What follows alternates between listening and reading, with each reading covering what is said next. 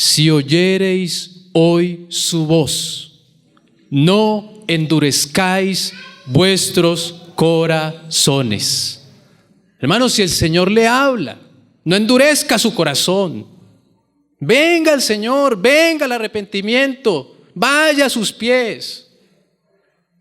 A veces uno medita en tantas cosas, hermano, y como que uno dice: Señor, guía tú las cosas, guía tú la vida, guía mi vida, guía a nuestros hermanos.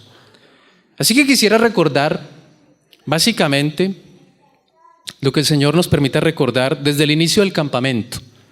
La primera predicación estuvo basada en el libro de Lucas, y en cierto modo nuestro hermano Jorge nos estuvo hablando de algunos aspectos de la prueba. Vosotros sois los que habéis permanecido conmigo en mis pruebas. Ellos permanecieron en las pruebas con el Señor, a los cuales le fue asignado un reino, ¿cierto? Habían permanecido en el Señor, estaban en el Señor. Y a la luz de las Escrituras, entra nuestro hermano con el segundo eslabón, haciendo hincapié en la fidelidad a la casa del Señor. Esa fidelidad que es necesaria para que se recojan los frutos. Esa entrega al Señor de trabajo incansable, inagotable, hasta desmayar. Hermanos, es necesario comprometerse. En pocas palabras, una palabra de exhortación y de amor al trabajo continuo en la obra del Señor. Esos son los dos primeros eslabones.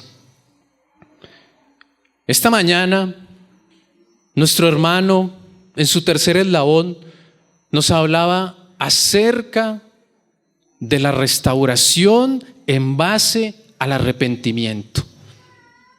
¿Cuán necesario es el arrepentimiento en la casa del Señor? Uno a veces piensa que el arrepentimiento lo necesita solamente el vecino, lo necesita solamente el hermano, que quizá tenga algunas obras fluctuantes en la vida cristiana. Pero no solamente él, cada uno de nosotros necesita arrepentirse continuamente. Recuerda este versículo: el que quiera, el Señor no está obligando a nadie, el que quiera venir en pos de mí, niéguese. El que quiera venir detrás mío, niéguese. Tome su cruz y sígame. Y en última instancia, nos compartía nuestro hermano Orlando, que ya ustedes tienen muy fresca la palabra de nuestro hermano Orlando, cómo el Señor quiere que nosotros gobernemos y señoreemos, o como se quiera, incluso por encima de los deseos de nuestro propio corazón. Pues recuerde, el corazón del hombre es engañoso. Y seguramente Saúl no solo perdió el reino, además, si usted lo recuerda, perdió también la vida. Los impulsos de su corazón lo llevaron a una muerte desastrosa. No solamente su corona le fue quitada, sino además su vida. Hermano, a veces buscamos tantas cosas que nos están comiendo la vida y no nos damos cuenta. Y uno pudiera reflexionar en tantas cosas de estas, pero el corazón se endurece. Continuamente se endurece. Y finalmente, en correspondencia a estos eslabones, hoy sumamos uno más, y el último, en cuanto a la exposición de la palabra. Y venía a mi corazón esta parábola, y uno a veces piensa que tiene muchas ideas y muchas cosas, pero el Señor nos puede desarmar, de tal manera que la dependencia sea completamente en Él, que la provisión repose en la fe que yo tengo. de que Él va a proveer en cualquier instancia y circunstancia. Él va a desarmar nuestros corazones, hermanos, y vamos a depender de Él completamente. Así pues, mis hermanos, cuando ustedes se dirigen a las Escrituras y ven este libro, desde el Antiguo Testamento, en esas páginas está dibujado el plan de Dios. Y en el Antiguo Testamento o Antiguo Pacto podemos apreciar el deseo del Señor por amor a su creación, y se muestra como una sombra primero, para luego llegar a una consumación en el Nuevo Pacto o Nuevo Testamento, en la encarnación del Verbo de Dios. Cuando aquel Verbo se encarna, todo el juicio de Dios cae sobre Él. Ese juicio que nosotros merecíamos cae sobre el Verbo de Dios encarnado. Así comienza la restauración de aquellos que el Señor ama. Así comienza la restauración de aquellos que decidieron aceptar ese sacrificio del Señor. Y yo pensaba en esto, mis hermanos. A veces tenemos en tan poco el sacrificio del Señor. Es tan menospreciable que el Señor no merece que yo le dé mi vida. Él seguramente no la necesita, hermano. Una sola gota de sangre bastaba para limpiar la inmundicia de la humanidad. Una. Y Él derramó toda su sangre. Toda, hermano.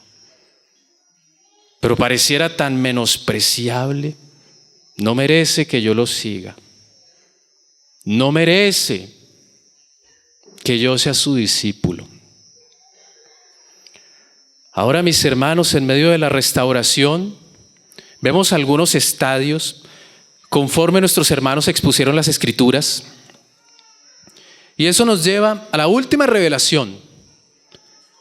Luego de esa restauración y de esa aceptación con respecto al sacrificio de Cristo, sigue el segundo paso. El Señor tiene que venir. Amén. Él tiene que venir y su iglesia o su amada lo espera. Es lo menos que Él quiere. Él quiere que su iglesia lo espere. Él quiere que su iglesia se disponga. Fíjese lo que dice ese primer versículo cuando se está refiriendo a ese siervo. Estén ceñidos vuestros lomos y vuestras lámparas encendidas. Y pudiéramos dividir esta parábola en tres aspectos fundamentales. Número 1, la preparación. Número 2,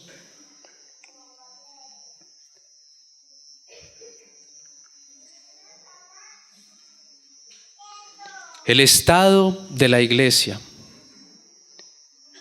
Número 3, el retorno del Señor. Y estos tres aspectos los podemos encontrar de alguna manera dibujados en este texto. Preparación, estado y retorno a la luz de las Escrituras. Así pues, con estos tres puntos, hermanos, quisiera que me acompañaran en ese primer verso a Éxodo 27, mis hermanos. Preste atención lo que va a decir el libro de Éxodo en su capítulo 27.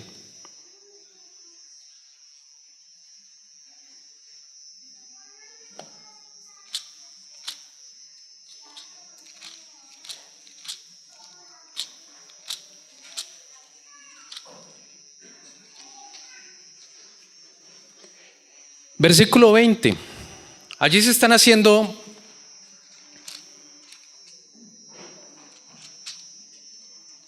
las ofrendas para el santuario del Señor. Dice así ese verso 20. Y mandarás a los hijos de Israel que te traigan aceite puro de olivas machacadas para el alumbrado, para hacer arder continuamente las lámparas. Fíjese lo que dice el versículo siguiente. En el tabernáculo de reunión, afuera del velo que está delante del testimonio, las pondrás en orden a Aarón y sus hijos para que ardan delante de Jehová desde la tarde hasta la mañana como estatuto perpetuo de los hijos de Israel por sus generaciones. Y algo que me llamaba mucho la atención con respecto a este versículo, y es el hecho de que los hijos de Israel tenían que llevar esas olivas o aceitunas. Pero para que esas lámparas pudieran estar encendidas, para que esas lámparas pudieran estar en su pleno fulgor, tenían que esas aceitunas o esas olivas pasar por un proceso. Y en la antigüedad se pisoteaban esas aceitunas, o en algunas oportunidades, más adelante, se prensaban. Y esas 3 capas que tienen esas aceitunas daban como resultado un aceite. Pero ese aceite en principio era amargo. Con el tiempo, ese aceite dejó de ser amargo bajo el proceso que llevaba. Y recuerde esto, hermano, tenía que ser machacada. Para que esa lámpara iluminara, esa aceituna tenía que ser tratada y pasar por un proceso. No podía haber iluminación en esa lámpara si esas aceitunas no tenían un proceso para que a su vez esa lámpara iluminara en todo su fulgor. Y lo que dice en el versículo siguiente al final, parte B, como estatuto perpetuo de los hijos de Israel por sus generaciones. Continuamente el Señor quiere que haya luz en esas lámparas. Todo el tiempo, hermanos. ¿Ustedes se imaginan si esas lámparas hubiesen dejado de iluminar en algún momento cuando se dio esta orden? Y allí lo que la Escritura nos recuerda básicamente es el hecho de que más adelante, en Lucas capítulo 22, el Señor está allí precisamente en el Monte de los Olivos con sus discípulos, versículo 39. Y ellos también le siguieron. Pero un poco más adelante, en el 44 va a decir esto la Escritura. Y estando en agonía, oraba más intensamente. Y su sudor era como grandes gotas de sangre que caían hasta la tierra. Imagínese, hermano, todo lo que el Señor tuvo que padecer por usted y por mí. Dice la Escritura que si el grano de trigo no cae en tierra y muere, no lleva fruto, hermano. Pero si cae en tierra y muere, lleva en sí mucho fruto. Cuando se levantó de la oración y vino a sus discípulos, los halló durmiendo a causa de la tristeza. Estaban tan tristes que seguramente se empezó a apagar esa lámpara por causa de la prueba de la cual ellos también estaban participando. Recordemos nuevamente este verso, mis hermanos. Vosotros habéis permanecido conmigo en mis pruebas. Hay pruebas, hermano, que a la larga nos van a hacer sufrir, entristecer, pero es la única manera de que el Señor produzca esa luz en sus lámparas. No hay otra forma. Se requiere un proceso. Hoy día es más fácil, hay una industrialización, pero la iglesia no está industrializada. La iglesia tiene que pasar por un proceso, en primera instancia, de maduración. Y además de esto, también tiene que tener una transformación. Así que, mis hermanos, cuando el Señor comienza a tratar nuestra vida en ciertos aspectos, habrá pruebas que nos produzcan muchísimo dolor, que seguramente ni siquiera queramos buscar al Señor. Gracias, mi hermano.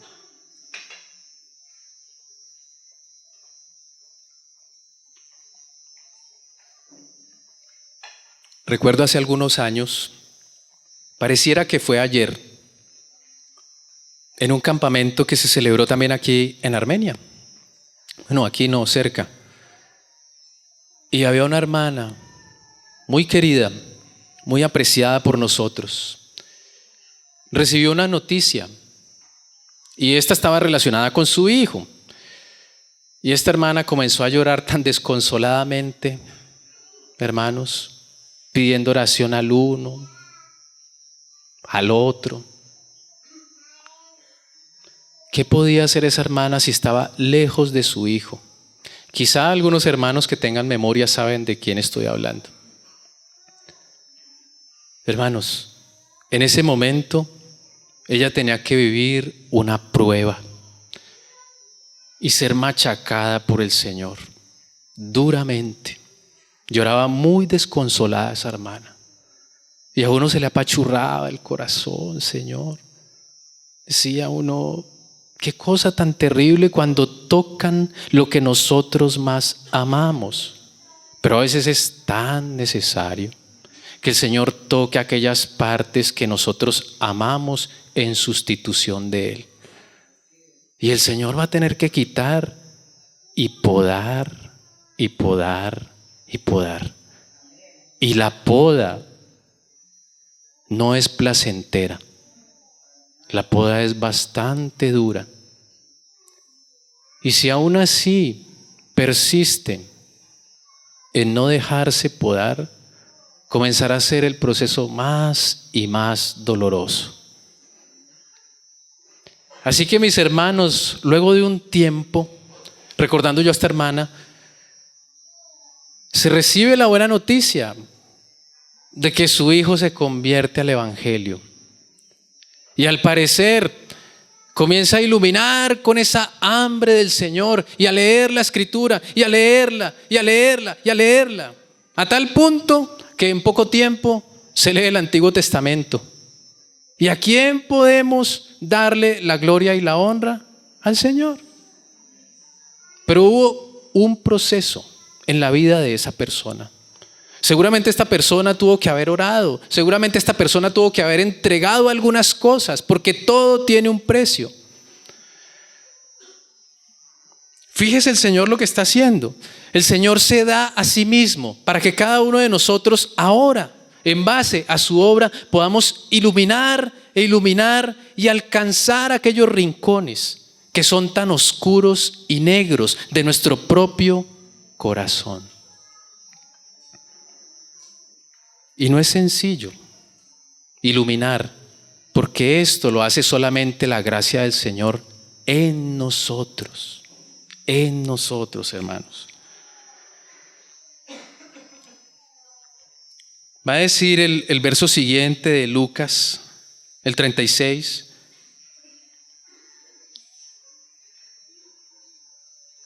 Y vosotros sed semejantes a hombres a que aguardan a que su Señor regrese de las bodas, para que cuando llegue y llame, le abran la puerta. Cuando uno mira a la iglesia del Señor, uno la ve a través de Jesucristo. Y surge una pregunta, y ustedes pueden hacer el ejercicio con cualquier hermano. ¿Cuál es la necesidad de la iglesia hoy en día? Pregúnteselo usted mismo. ¿Cuál es la necesidad de la iglesia? ¿Qué piensa usted que necesita la iglesia? Y seguramente cada respuesta va a ser diferente y cada respuesta será sensata. Porque a la luz de las Escrituras, la iglesia tiene tantas necesidades, hermano, que finalmente la lista sería casi que interminable. Puede ser que la iglesia tenga necesidad de arrepentimiento según el lugar en donde se encuentra. Puede ser que la iglesia tenga falta de consagración. Puede ser que la iglesia tenga falta de compromiso. Puede ser que la iglesia tenga falta de una sana doctrina. Puede ser que la iglesia carezca de liderazgo. Y como se ha visto, puede ser que la iglesia carezca de pastores.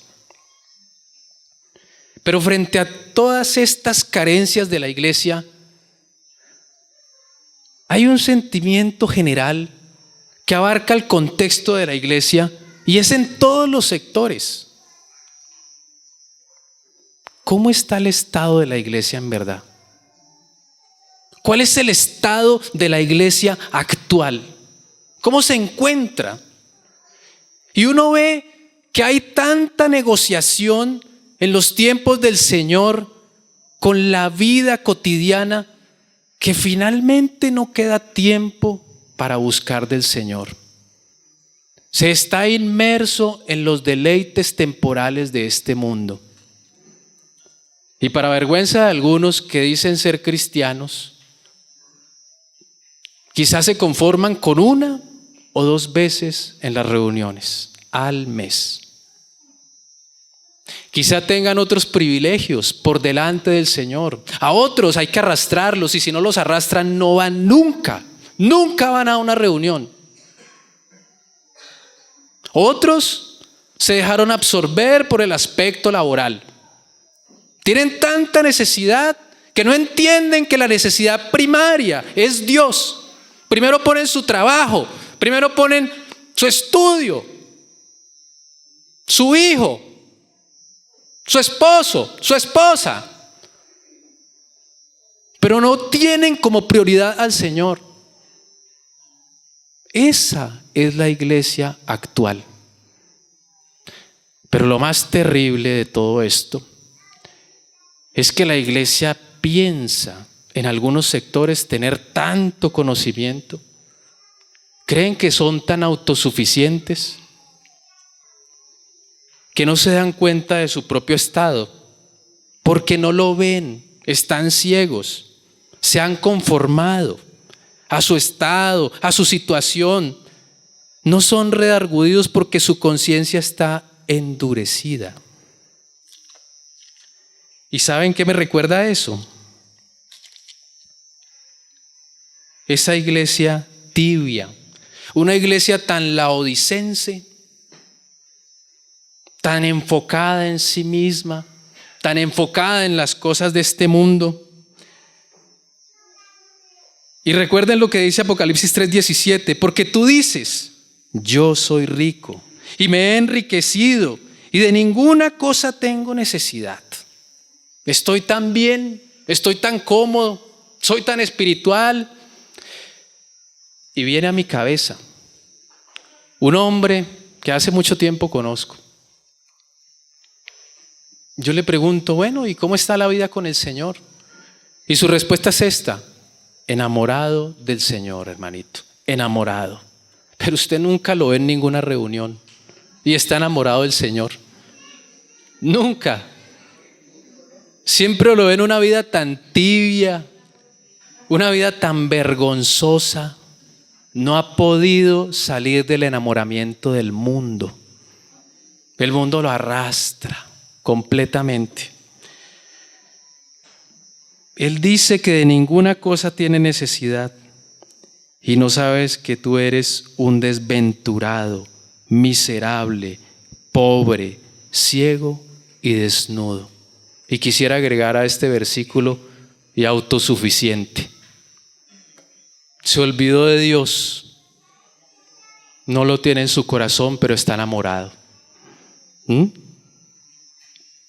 Por tanto, yo te aconsejo que de mí compres oro refinado en fuego, para que seas rico, y vestiduras blancas para vestirte, y que no se descubra la vergüenza de tu desnudez. Y unge tus ojos con colirio para que veas. Que se quite ese velo del rostro, de los ojos. Y uno pudiera reflexionar en tantas cosas, mis hermanos. Y hay tanta información, enseñanzas preciosas en medio nuestro. Hay hermanos preciosos que hoy han dado tanto fruto, pero que usted no se conforme con lo que están haciendo ellos. No se conforme con llevar una vida tibia. Cuando estaba sentado meditando en estas cosas, decía, bueno, Señor, tenemos oportunidad de ir a un nuevo campamento más. Es un nuevo tiempo. Nos encontramos con tantos hermanos. Es un auditorio bastante numeroso. Y en medio de esto, uno piensa cómo está el corazón de algunos hermanos. Algunos necesitan restauración. Otros necesitan arrepentimiento. Otros necesitan volver su rostro a Cristo de manera urgente. Y esto tómelo como un llamado del Señor. Tómelo de parte de Dios, mi hermano y mi hermana.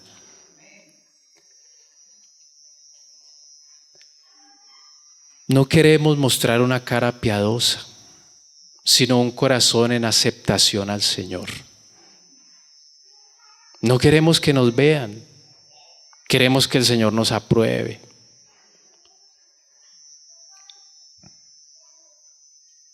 Yo reprendo y castigo a todos los que amo.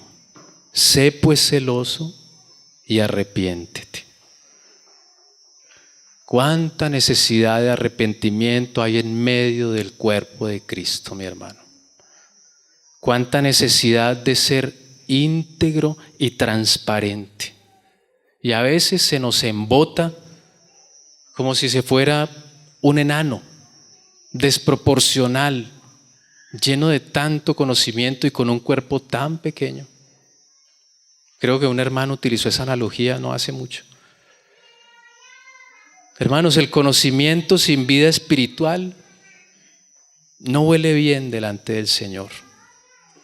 Cansado estoy de los sacrificios.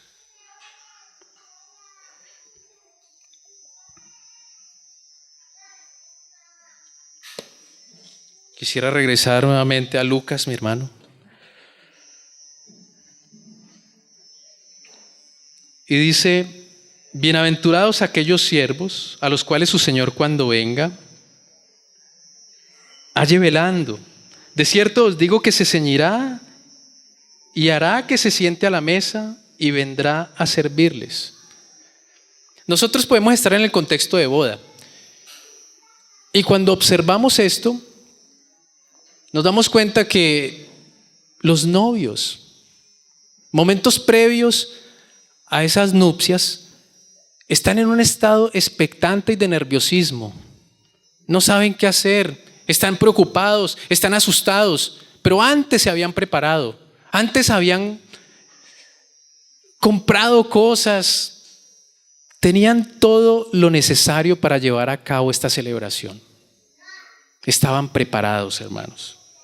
Pero sin embargo, con esa expectación, antes y después del matrimonio. Ahora, cuando nosotros miramos este cuadro, bajo ese pequeño ejemplo o analogía, nosotros debiéramos estar ocupados de estarnos preparando para el retorno del Señor. Estar limpiando nuestro corazón continuamente. Estar consagrando nuestra vida de manera plena. Recuerdo a un hermano que ha tenido tantas circunstancias difíciles en su vida, pero que realmente con respecto a otros ha sido tan poco. Y son hermanos que han tenido problemas tan serios, tan reprobables delante del Señor,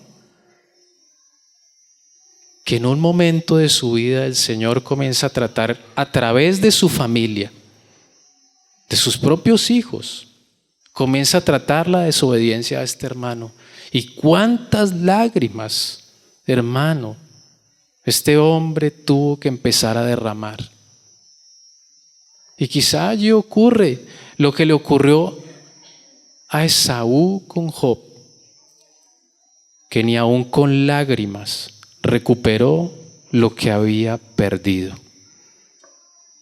Hermano, cuántas cosas no hemos perdido por causa de la desobediencia que nunca más se podrán volver a recuperar. Pero hay un tiempo de gracia, hay un tiempo de restauración, hay un tiempo en el que el Señor quiere que ese corazón nuevamente sea limpiado, que ahora ese corazón sea consagrado para Él, que le sirva, que esté con Él a sus pies. ¿Cuánto trabajo necesita hacer el Señor aún en nuestra propia vida? ¿Cuánto? A veces nos conformamos tan poco, hermanos, tan poco. Recuerdo el versículo que estaban utilizando mis hermanos, que decía: ¿no ves cómo el mundo se va tras Él? Ojalá así fuera hoy en día, hermano. Que estas lámparas alumbraran tanto, que tuvieran tanto aceite, que alumbrara hasta la tiniebla más densa. Y hoy es tiempo de oscuridad. Hay tanta oscuridad que se cierne. Y recuerde lo que dice Mateo 24, lo que antecede a esas 10 mujeres, a esas 10 jóvenes o novias. Y allí está hablando el Señor en un contexto terrible. Y muchos hermanos se han ocupado más de los aspectos escatológicos que de la preparación de su propio corazón. A veces me afana más la escasez, me afana más lo que está ocurriendo. ¿Quién va a aparecer? Esperan más al anticristo que al mismo Cristo. Y fíjese lo que dice el verso 12:4. Mas os digo, amigos míos, no temáis a los que matan el cuerpo y después nada pueden hacer. Pero os enseñaré a quién debéis temer. Temed a aquel que después de haber quitado la vida, tiene poder de echar en el infierno. Sí, os digo, a este temed. Pero nos asustamos con unas cosas, hermano. Como que nuestra atención está enfocada más en los eventos por venir que en lo que el Señor mandó a hacer. Y a veces uno mira esas vidas y esas vidas no tienen fruto. Para vergüenza de ellos mismos, no hay fruto. Están ocupados más en lo que está pasando en este mundo, antes que en el propio Señor. Han sustituido la atención. Hermanos, el temor es al Señor, no a lo que pueda venir. Y es una gran facción de la iglesia. ¿Cómo se va a preparar? ¿Trasladándose de un lugar a otro? ¿Acumulando mucho mercado para la escasez que viene? Hermano, nuestro escondite está en el Señor Jesucristo. Él es el camino verdadero. Y fíjese, hermano, en el contexto de este capítulo 12 de Lucas, lo que está hablando el Señor. Una multitud de gente enorme estaba buscando al Señor y era tanta que se atropellaban unos con otros. Y en medio de lo que el Señor está haciendo y las amonestaciones que está diciendo, se está dirigiendo a sus discípulos. Y luego uno, en el versículo 13, le lanza una pregunta que nada tiene que ver con el contexto. Nada. Y la pregunta que le lanza: Maestro, di a mi hermano que parta conmigo la herencia. Nada tenía que ver con lo que estaba hablando el Señor. En absoluto. Él estaba más ocupado de los bienes materiales que de lo que el Señor estaba diciendo. Pero el Señor ya había previamente dicho: mi reino no es de este mundo. Así que, mis hermanos, hay mucha distracción al interior de la iglesia, en muchas cosas. El Señor nos ayude, porque de verdad necesitamos encontrarnos nuevamente con el Señor. Necesitamos nuevamente retomar con el Señor.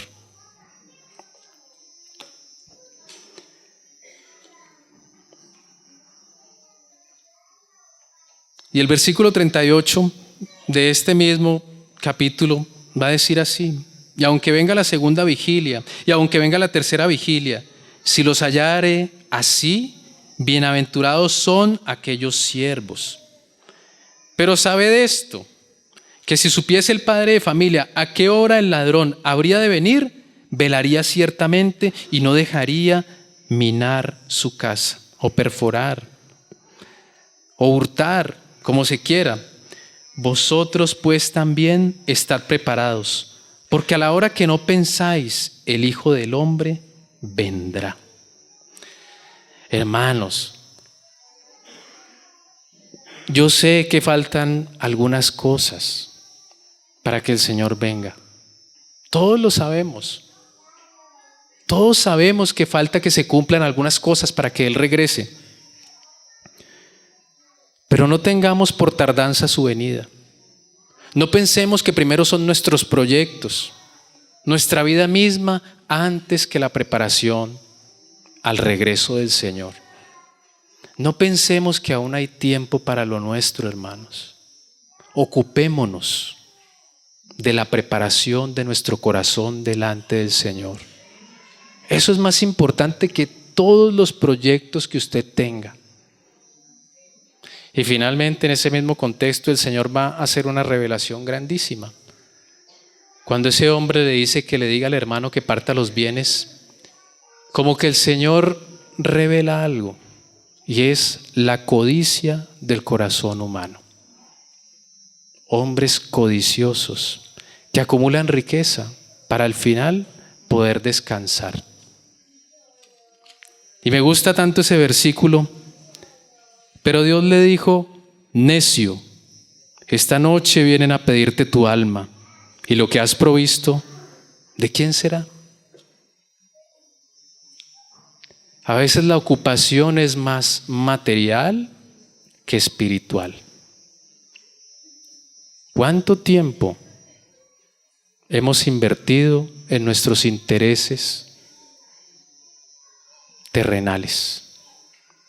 ¿Cuántas cosas el Señor va a tener que quitarnos para que nosotros comencemos a preparar nuestro corazón? Y finalmente Pedro lanza la segunda pregunta. Pedro lanza la segunda pregunta de esta manera: Señor, ¿dices esta parábola a nosotros o también a todos? Hermano, es como pensar que el Señor no nos está hablando. Pedro aún necesitaba madurar. Pedro aún necesitaba encontrar su posición en el Señor. Pedro aún necesitaba pasar por muchas cosas. Señor, ¿a quién nos hablas? También a nosotros. Claro, Pedro, a ti te estoy hablando. A los que me siguen y a todos. Fíjense en esto: ¿quién es el mayordomo fiel y prudente, al cual su Señor pondrá sobre su casa para que a tiempo le dé su ración? Eso debería estar en mayúscula. ¿Quién es el mayordomo fiel y prudente? ¿Quién? ¿Quién es? ¿Se da cuenta de las serias implicaciones que tiene esto, hermano? ¿Cuánta fidelidad demanda la casa del Señor? ¿Cuántas cosas, hermano? ¿Cuánto trabajo requiere la casa del Señor? Como nuestros hermanos lo compartían, ya ustedes lo vieron. Cada uno de nosotros tiene una posición en la casa del Señor. Obviamente, unos están en un lugar y otros en otro, pero cada uno tiene una responsabilidad. No es ocupar una silla, no es estar derrotado todo el tiempo. Hay que trabajar, hermanos, para ganarnos el reino. Es necesario. Y vuelve a decirle lo mismo el Señor: bienaventurado aquel siervo al cual cuando su Señor venga le halle haciendo así. ¿Cómo? ¿Cómo es así? ¿Cómo? ¿De qué manera? Vosotros sed semejantes a hombres que aguardan a que su Señor regrese de las bodas, para que cuando llegue le abran enseguida. Imagínense que en aquel entonces las bodas podían durar hasta una semana. El señor de la casa se iba, dejaba el encargo a sus siervos, todo, y ellos tenían que estar preparados. No sabía cuándo iba a venir, podía durar 1, 2, 3, 4, una semana. No sabían, pero tenían que estar preparados todo el tiempo, mis hermanos. No había momentos de distracción. Tenían que estar expectantes, porque su Señor iba a regresar de las bodas. Tenían que tener todo listo.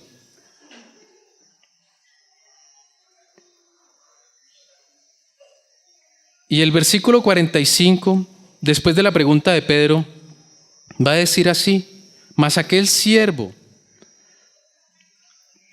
siervo dijera en su corazón, mi Señor tarda en venir, y comenzara a golpear a sus criados y a las criadas, y a comer y a beber y a embriagarse, vendrá el Señor de aquel siervo en el día que éste no espera y a la hora que no sabe, y le castigará duramente y le pondrá con los infieles. A veces como que a uno se le olvida esto, hermano, que necesitamos que el Señor refresque lo que está hablando. Yo sé que el camino en el Señor no es tan sencillo, todos lo sabemos, hermano, pero en la medida en la que nosotros comencemos a ser más fieles, el Señor seguramente nos estará dando un poco más de su gracia para que podamos continuar en su camino.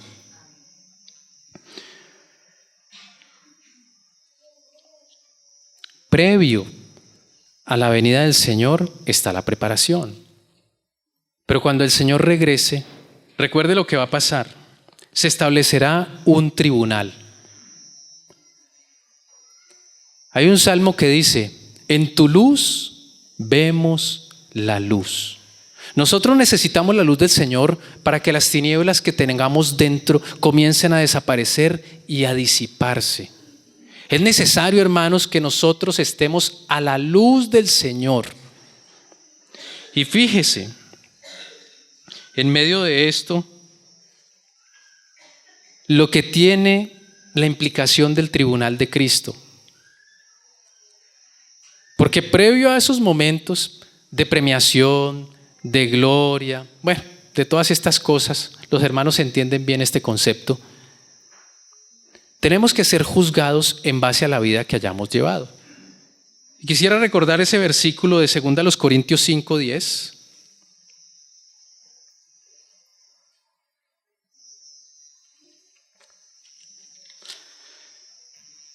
Que los hermanos conocen bastante bien. Y fíjese lo que dice este versículo cuando el Señor está hablando. Porque es necesario que todos nosotros comparezcamos ante el tribunal de Cristo, para que cada uno reciba según lo que haya hecho mientras estaba en el cuerpo, sea bueno o sea malo. Cualquiera de las dos obras tendrá su justa retribución. El Señor va a retribuir con respecto a su conducta buena o mala. Nosotros tenemos que todos los días vivir a la luz del tribunal de Cristo. Cada día hay que examinarse. Cada día hay que estar delante del Señor.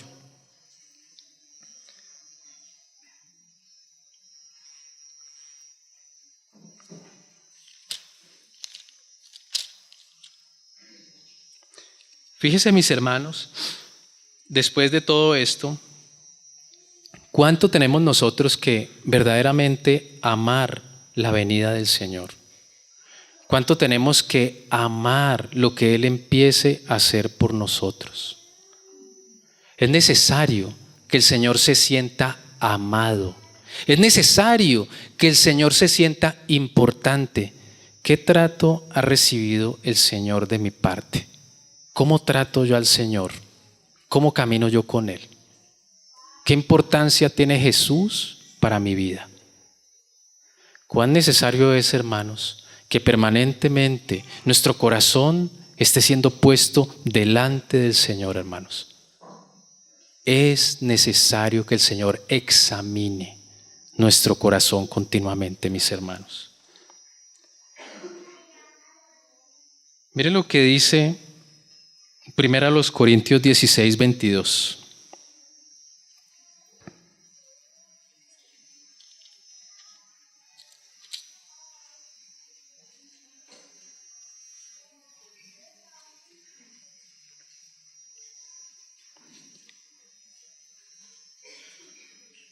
El que no amare al Señor Jesucristo sea anatema. El Señor viene. ¿Se da cuenta lo importante que es tener en nuestro corazón esa expectación y esa esperanza de que el Señor venga? El que no amare al Señor sea anatema. Si yo no amo al Señor, no voy a amar su venida. Si no amo su venida, no voy a estar purificándome. Si yo no amo su venida, no voy a estar preparado. Si no amo su venida, yo no voy a poder crucificar esta carne, y la cruz que me corresponde siempre estará vacía. La cruz no puede estar vacía. Yo tengo que estar en el lugar de Cristo, en esa cruz. Esa es la que me corresponde a mí. Y finalmente, en medio de toda esta situación, cuando el Señor ya regresa, solo aquellos que hayan sido fieles podrán participar de las bodas. Porque a la iglesia se le ha concedido que se vista de lino fino, limpio y resplandeciente, que son las acciones justas de los santos. Hermanos, hay que estar limpios y resplandecientes para la venida del Señor. Apocalipsis 22, 17, mis hermanos.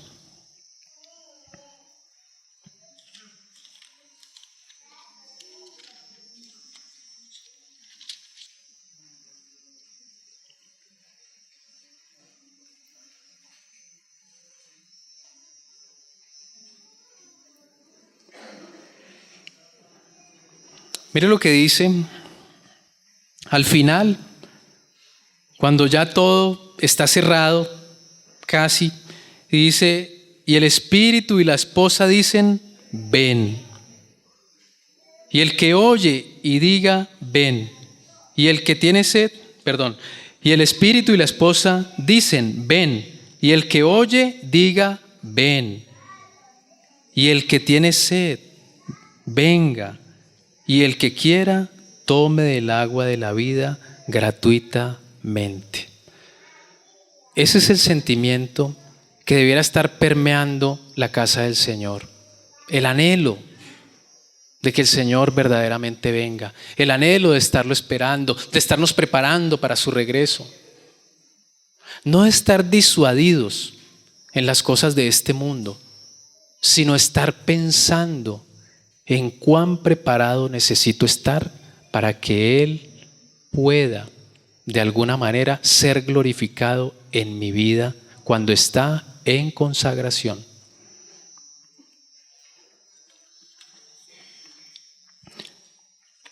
Así que yo pensaba en todas estas cosas, hermanos. Y lo que quisiera decirle es que no se vaya sin dejar que su corazón sea limpiado por el Señor, hermano. No regrese a su casa como vino.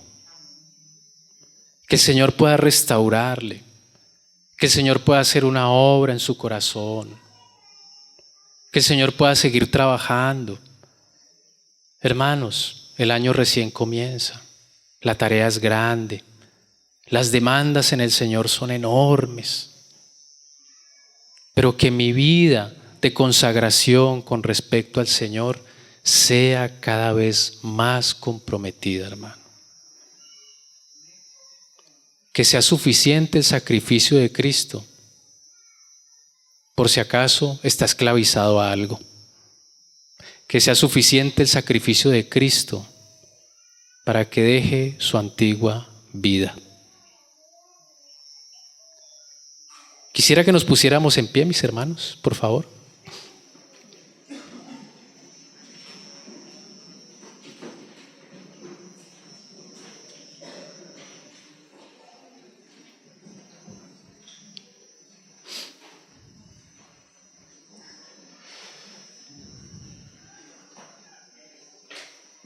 Dice el Señor, mis hermanos, yo soy el pan de vida. Comamos del Señor continuamente, hermanos. Comamos de Él, pongamos nuestro corazón delante de Él, hermanos. Hermanos, pongámonos a cuentas con el Señor hoy. Que el Señor nos ayude.